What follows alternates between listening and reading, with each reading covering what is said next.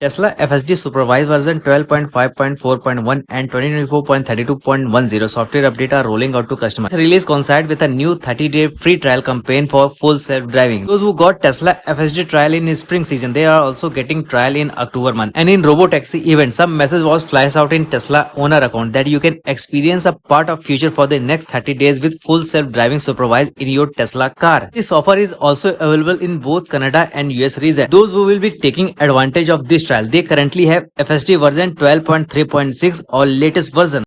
Pass me the mic and I'll show you with action. I feel this pain, you already know. Turn that to gains, let my money show. I've got these things that I can't let go. Watch me turn this life into something that you could never own. I feel this pain, you already know. Turn that to gains, let my money show.